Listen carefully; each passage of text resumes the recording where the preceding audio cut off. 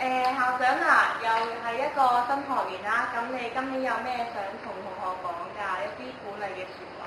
我諗同學希望可以盡量係盡你嘅本分咧去做好你嘅學生身份嘅工作。咁咧就其他學生以外嘅身份咧，盡量少做啦。譬如咧就係唔專心讀書啊，專心喺另一啲即係方面啦，可能係遊戲啊，或者係拍拖咧就嗰啲就可以盡量減少啦。咁你覺得今年學校嘅工作係有咩新挑戰嘅咧？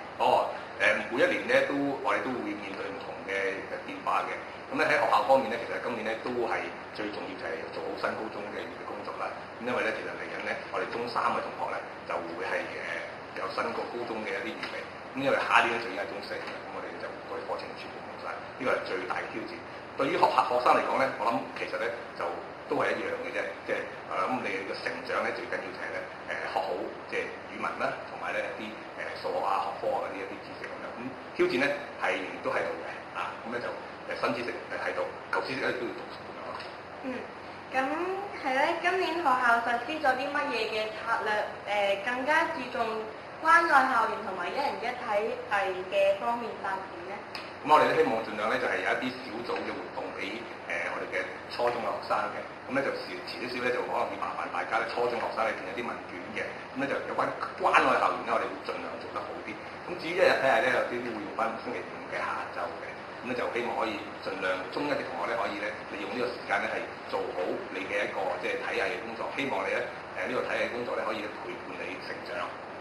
咁今年學校會唔會更加注重學生嘅低用問題咧？係啊，我覺得咧呢個好重要嘅。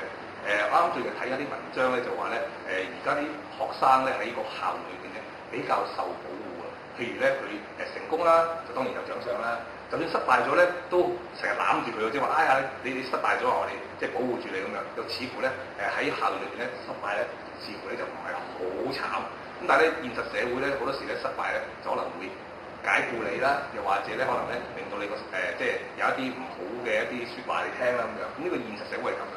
咁所以其實我哋都希望咧，同學咧係盡量培養個責任感。雖然喺學校裏邊咧，老師同埋即係工友咧都係好照顧學生嘅。咁但係咧其實真係咧現實生活咧，可能都比較現實一啲嘅。好多時咧你真係做錯就真係要鬧你嘅。咁所以其實都希望同學咧係了解呢一樣嘢，培養好你嘅責任感。咁今日多謝晒校長。